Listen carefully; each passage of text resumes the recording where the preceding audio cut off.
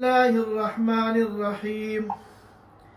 अल्हम्दुलिल्लाहि नहमदुहु व नस्तईनुहु व नस्तगफिरुहु व नु'मिनु बिही व नतवक्कलु अलैहि व नऊज़ु बिल्लाहि मिन शुरूरि अनफुसिना व मिन सय्यिआति अअमालिना। मन यहदिहिल्लाहु फला मुदिल्ल लहु वमन युद्लिल्हु फला हादिय लहु व नशहदु अन ला इलाहा इल्लल्लाहु वहदहु ला शरीका लहु व नशहदु अन्न सय्यिदना व हबीबना व मौलाना मुहम्मदन अब्दुहु व रसूलुहु सल्लल्लाहु तआला अलैहि व अला आलिहि व अस्हाबिहि व बारक व सल्लम तस्लीमन कसीरन कसीरा। अम्मा बअदु फ़अऊज़ु बिल्लाहि मिनश शैतानिर रजीम। बिस्मिल्लाहिर रहमानिर रहीम। वस्समाइ वत्तारिक़ वमा अदराक मत्तारिक़ नज्मुस साक़िब। इन कुल्लु नफ्सिन लम्मा अलैहा हाफ़िज़। फ़ल्यंज़ुरिल इंसानु मिम्मा खुलिक़। खुलिक़ मिन माइन दाफ़िक़ यख़रुजु मिन बैनिस्सुल्बि वत्तराइब। इन्नहु अला रज्इही लक़ादिर। यौम तुबलस सराइर। फमा लहु मिन क़ुव्वतिन वला नासिर। सदक़ल्लाहुल अज़ीम। हज़रात सामीईन किराम, आज हमारे दर्स का मौजू सूरतुत तारिक़ की तफसीर है।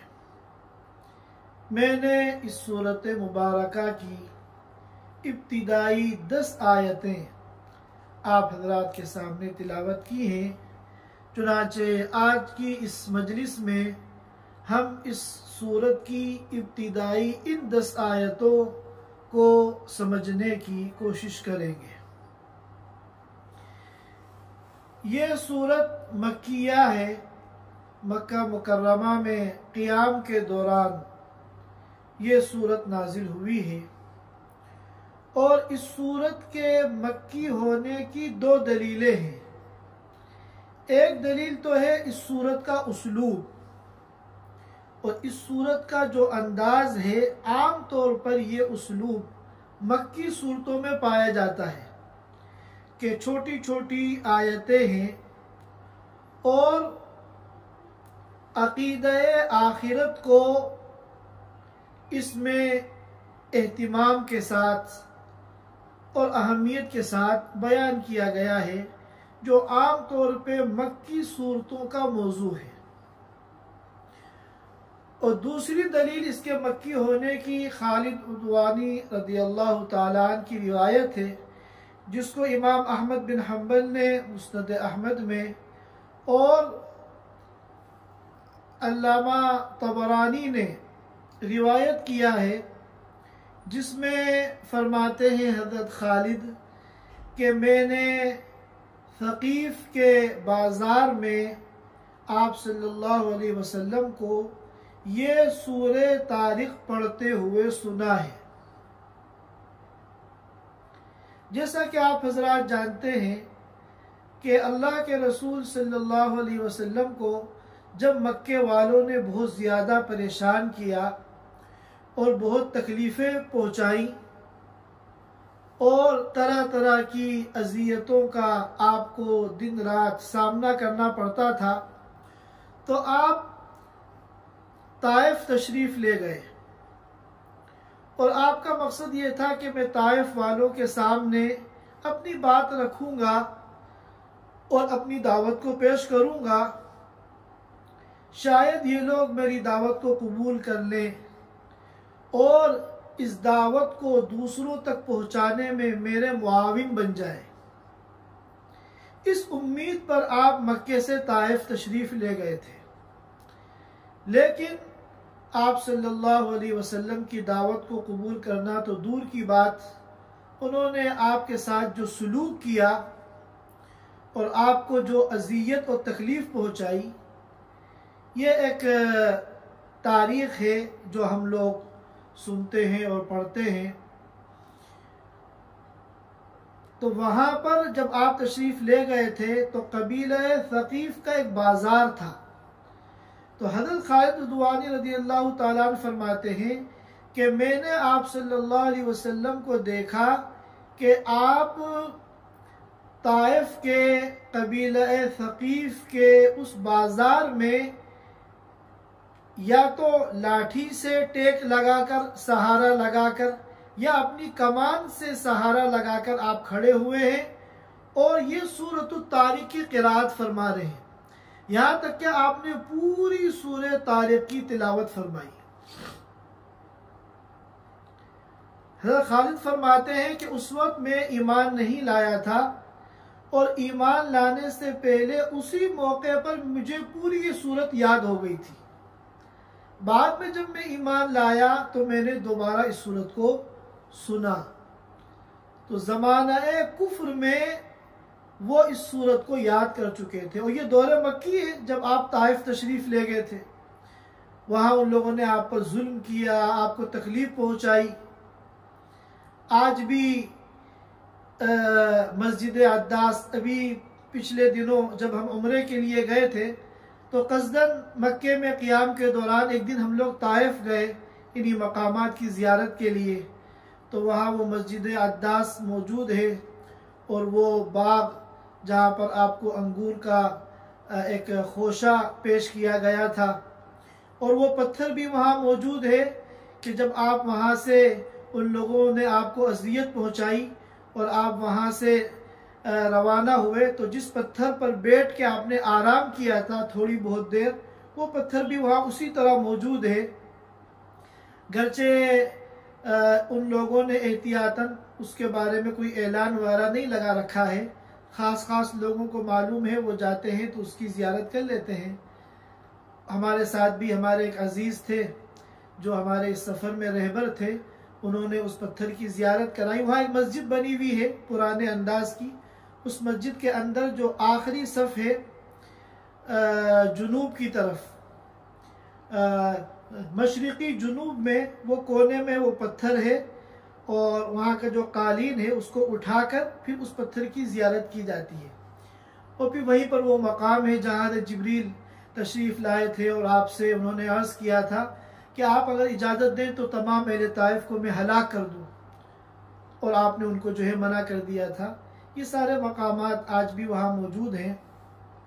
बहरकैफ हज़रत खालिद की ये रिवायत इस बात की दलील है कि सूरतुत तारिक ये मक्किया सूरत है, क़ियाम मक्का के दौरान आप सल्लल्लाहु अलैहि वसल्लम पर नाजिल हुई है।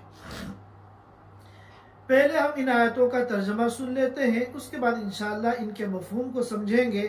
अल्लाह ताला फरमाते हैं वस्समाइ वत्तारिक, कसम है आसमान की और उस चीज की जो रात में जाहिर होने वाली है। वमा अदराका मत्तारिक, ए नबी आपको क्या मालूम कि रात में जाहिर होने वाली, नमूदार होने वाली ये चीज क्या है। फरमाया अन्नज्मुस साक़िब, ये रोशन सितारा है।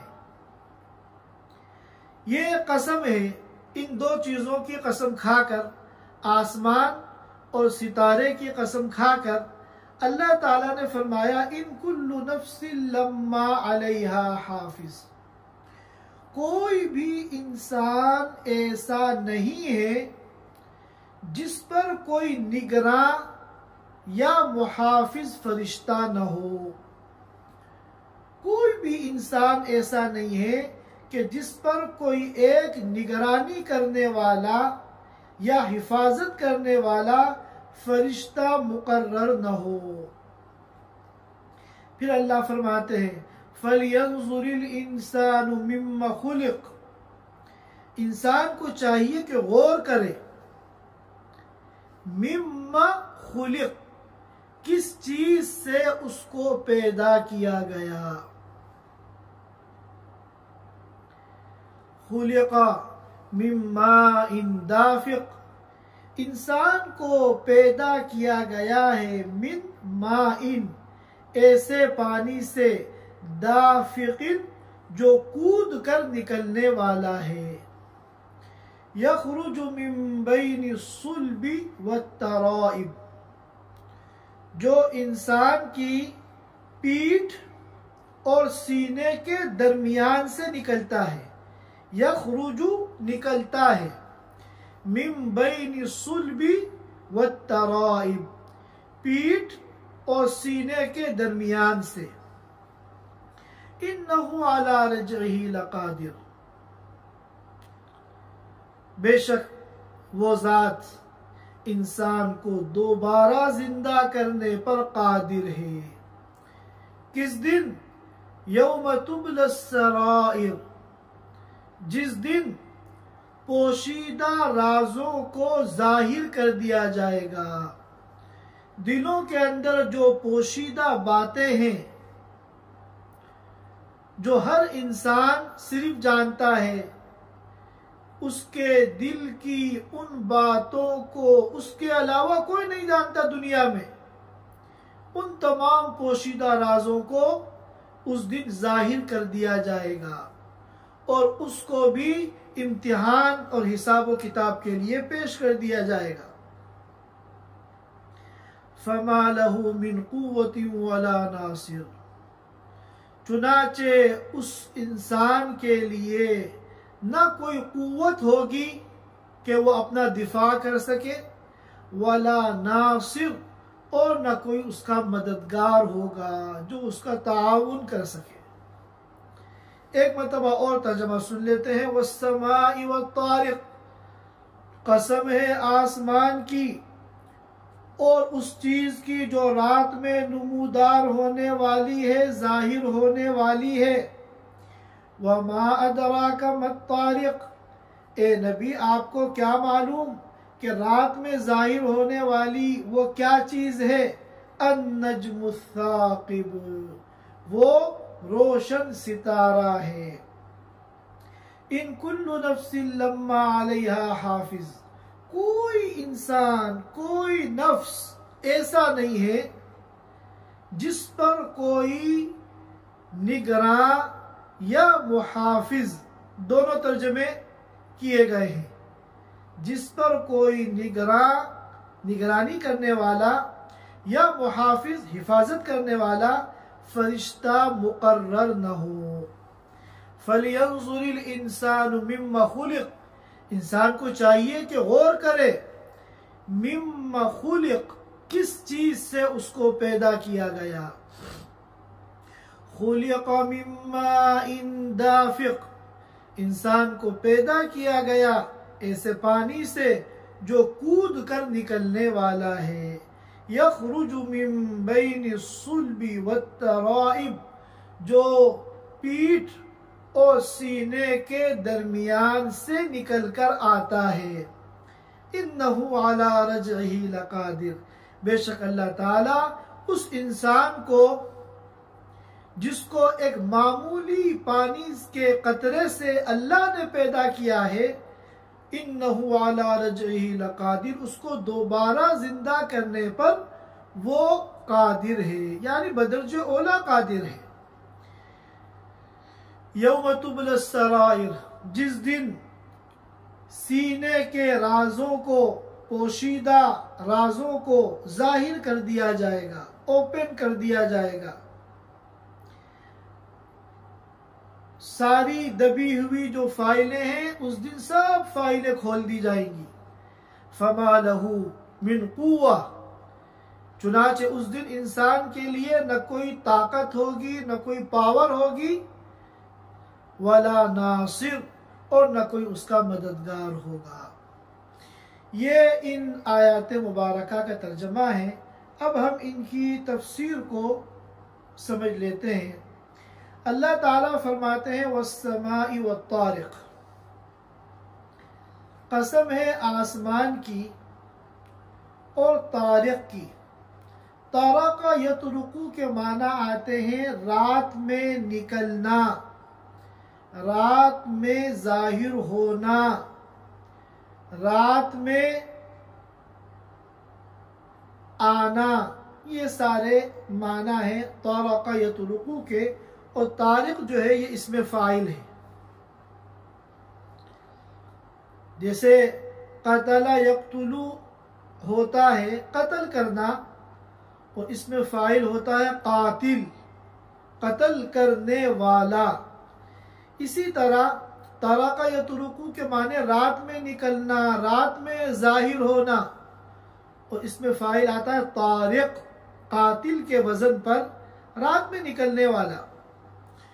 तो अल्लाह ताला ने फिर इसकी अहमियत को बयान करने के लिए पहले एक सवाल कायम किया, वमा अदराका मत्तारिक। इस सवालिया जुमले के बगैर डायरेक्ट भी तारीख की तफसीर कर सकते थे, लेकिन अल्लाह ताला ने इस कसम की अहमियत को जाहिर करने के लिए एक सवाल कायम किया कि आपको क्या मालूम कि तारीख क्या है।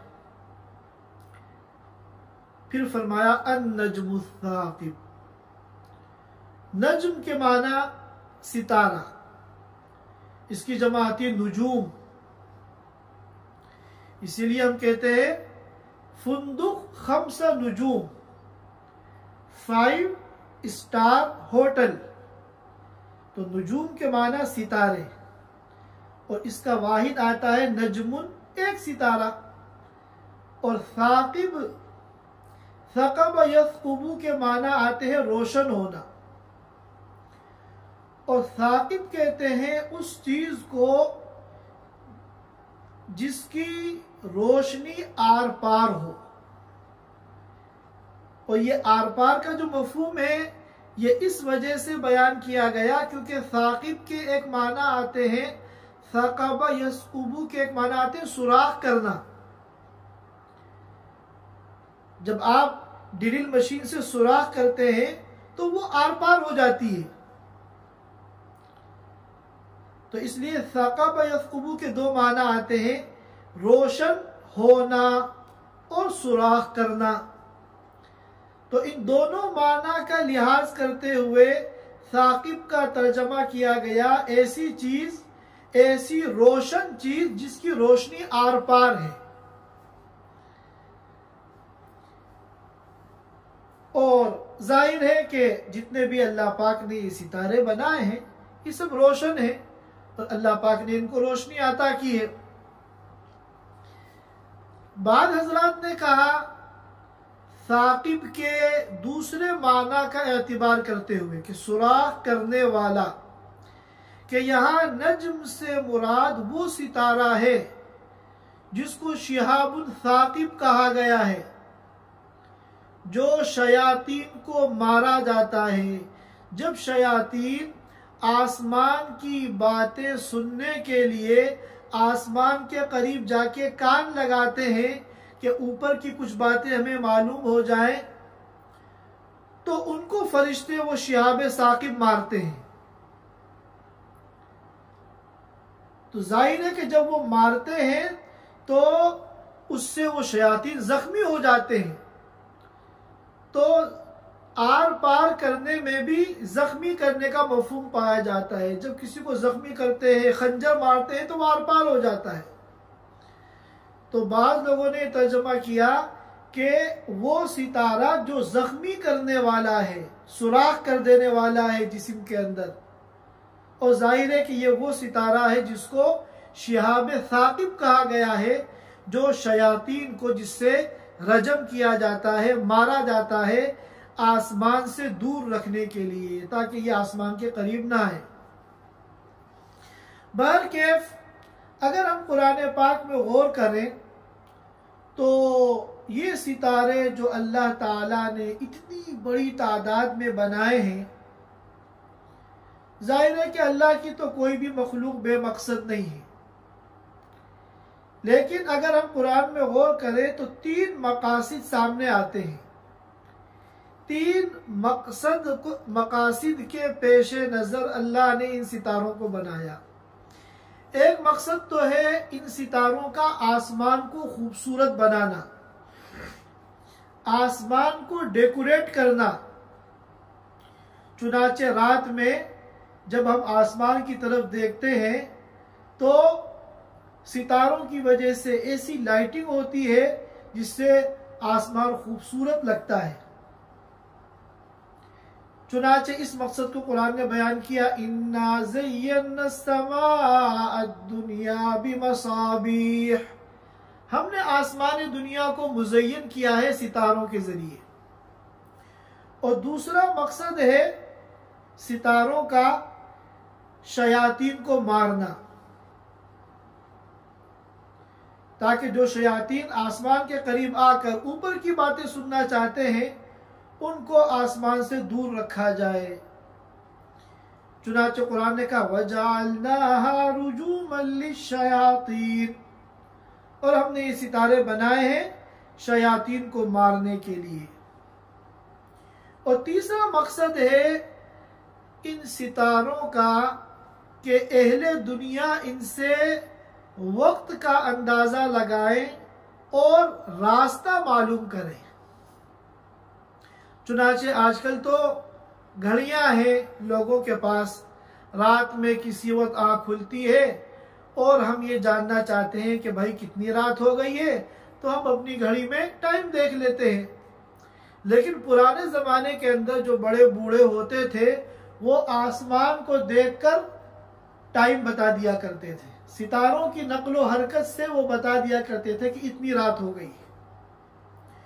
और इसी तरह सितारों से रास्ते मालूम होते हैं।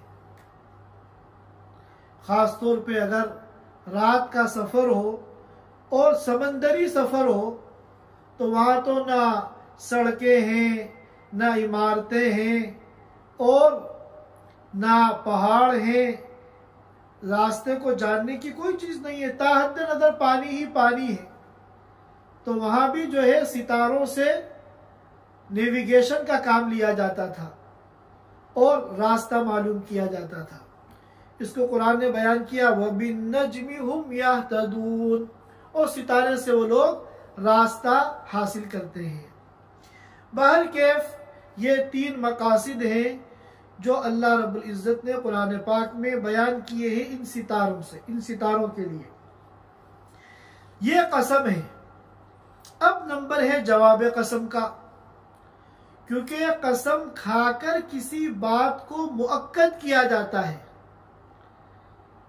किसी बात को कन्फर्म और पक्का किया जाता है, तो वो बात जो है उसको जवाब कसम कहते हैं। वो असल मजमून है। कसम तो उसको मुअक्कद बनाने के लिए खाई गई है। तो वो है इन कुल्लु नफ्सिन लम्मा अलैहा हाफिज, कोई भी इंसान ऐसा नहीं है कि जिस पर कोई निगरां या मुहाफिज फरिश्ता न हो। हाफिज के दोनों तर्जमे हैं। निगरां, नंबर 1 निगरां, निगरानी करने वाला, मुराकबा करने वाला। नंबर 2 मुहाफिज, हिफाजत करने वाला। और दोनों तर्जमे यहां हो सकते हैं क्योंकि अल्लाह ने बाज फरिश्तों को इंसान पर मुकर्रर किया है निगरानी के लिए, जो इंसान के आमाल की, इंसान की नकलो हरकत की निगरानी करते हैं और उसके अच्छे बुरे कामों को नोट करते हैं। व इन्ना अलैकुम लहाफिज़ीन किरामन कातिबीन यालमून मा तफ़अलून, कुरान ने इसको बयान किया। और बाद फरिश्ते अल्लाह ने हर इंसान पर ऐसे मुकर्रर किए हैं जो इंसान की हिफाजत करते हैं, जो इंसान के मुहाफिज हैं। वो तमाम हवादिस और वो तमाम मुसीबतें और वो तमाम बलाएं जो इंसान के मुकद्दर में नहीं है, उन हादिसात से ये इंसान की हिफाजत करते हैं। इसको कुरान ने बयान किया, लहू मुआकिबातुम मिन बैनि यदैहि व मिन खल्फी यहफज़ूनहु मिन अम्रिल्लाह, कि अल्लाह के कुछ ऐसे फरिश्ते हैं जो अल्लाह के हुक्म से इंसान की आगे और पीछे से हिफाजत करते हैं। और एक रिवायत है जिसको अल्लामा कुर्तुबी रहमतुल्लाह अलैह ने नकल किया है कि अल्लाह के रसूल सल्लल्लाहु अलैहि वसल्लम ने फरमाया कि हर इंसान पर हिफाजत के लिए 160 फरिश्ते मुकर्रर हैं और हर उज़ू की हिफाजत के लिए अलग अलग फरिश्ते हैं। चुनाचे एक आंख की हिफाजत के लिए 7 फरिश्ते मुकर्रर हैं। और फिर फरमाया कि अगर ये हिफाजती पहरा न बिठाया जाए, इंसान की सिक्योरिटी का ये इंतजाम न किया जाए, तो शयातीन इंसानों को उचक लें। तो मालूम हुआ कि यहाँ पर इन कुल्लु नफ्सिन लम्मा अलैहा हाफिज, यहाँ हाफिज के दोनों तर्जमे हो सकते हैं। निगरान भी, निगरानी करने वाले फरिश्ते भी हर इंसान पे मुकर्रर है। व इन्ना अलैकुम लहाफिज़ीन किरामन कातिबीन यालमून मा तफअलून, और यहाँ मुहाफिज भी तर्जमा कर सकते हैं, क्योंकि हिफाजत करने वाले फरिश्ते भी हर इंसान पर अल्लाह ने मुकर्रर किए हैं। अब आप सवाल करें कि जब इतनी बड़ी तादाद में, 160 की तादाद में हर इंसान पर फरिश्ते मुकर्रर हैं उसकी हिफाजत के लिए, तो फिर ये हादसा कैसे हो जाते हैं? तो उसका जवाब आ गया कि ये उन हवादिस से इंसान की हिफाजत करते हैं जो इंसान के मुकद्दर में नहीं है। और जो हादसात अल्लाह ने अपने निज़ाम हिकमत के तहत इंसान के लिए मुकद्दर कर रखे हैं, उन हवादिस से ये इंसान को नहीं बचाते, क्योंकि उन हवादिस का आना इंसान पर यह अल्लाह की मशीयत के मुताबिक है और ये अल्लाह की मशीयत के खिलाफ कोई काम नहीं करते। वयफ़ालून मा युमरून, तो ये 2 तर्जमे किए गए हैं। इन कुल्लु नफ्सिन में इन जो है ये नाफिया है, नफी के लिए आया है, इसीलिए मैं तर्जमा किया कोई इंसान ऐसा नहीं है, नफी का तर्जमा। और ये लम्मा जो है ये इल्ला के माना में है, बल्कि दर हकीकत ये इल्ला है जिसको कबीला हुज़ैल की लुगत में लम्मा कहा जाता है। तो कबीला हुज़ैल की लुगत के मुताबिक अल्लाह रब्बुल इज़्ज़त ने यहाँ इल्ला के बजाय लम्मा इस्तेमाल फरमाया। तो इन कुल्लु नफ्सिन लम्मा अलैहा हाफिज, कोई इंसान ऐसा नहीं है कि उस पर कोई हाफिज, निगरा या मुहाफिज फरिश्ता मुकर्रर न हो। उसके बाद अल्लाह ताला फरमा रहे हैं फलयंजुरिल इंसान मिम्मा खुलिक़, ये दरअसल तमहीद है अकीदे आखिरत को साबित करने के लिए कि जब मुशरिकीन मक्का के सामने अकीदे आखिरत को बयान किया गया तो उन्होंने मानने से इनकार कर दिया कि जब इंसान मर जाएगा उसकी हड्डियां चूरा चूरा हो जाएंगी, उसके जिस्म को मिट्टी खा लेगी, तो अब दोबारा वो जिंदा कैसे हो सकता है, ये नामुमकिन है। और जब इंसान का दोबारा जिंदा होना नामुमकिन है तो इसका मतलब ये है कि आखिरत की जितनी भी बातें हैं वो सारी बातें गलत हैं। तो अल्लाह ताला दावत फिक्र दे रहे हैं कि देखो, हर चीज को पहली मर्तबा वजूद में लाना ये मुश्किल होता है, बाद में उसकी कॉपी करना तो बहुत आसान होता है। अब जिसने हवाई जहाज ईजाद किया, सारा कमाल उस शख्स का है।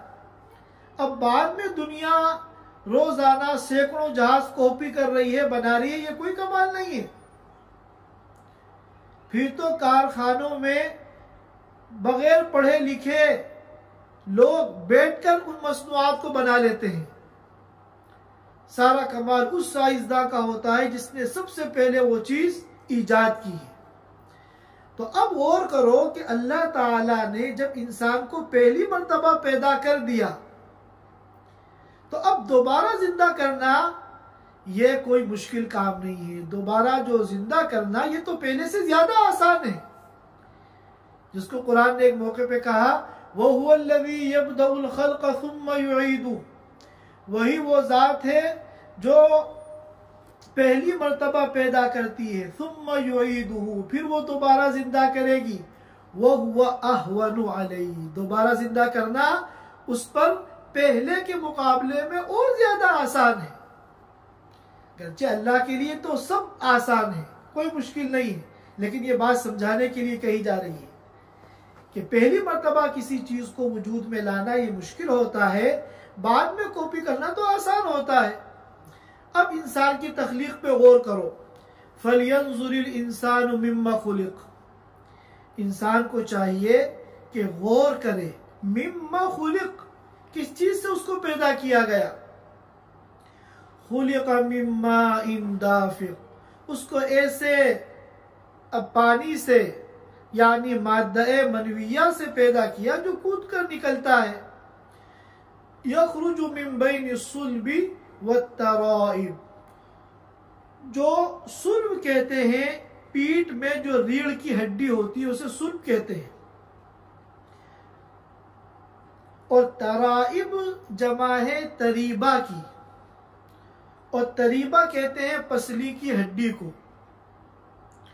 और पसली में दाईं तरफ कुछ हड्डियां होती हैं, बाईं तरफ कुछ हड्डियां होती हैं, तो क्या कहते हैं, पसलियां होती हैं। सीने में तो 4 पसलियां दाईं तरफ और 4 पसलियां बाईं तरफ, ये जो 8 कुल मिलाकर पसलियां हैं जो सीने में होती हैं, इनको तराइब कहा जाता है।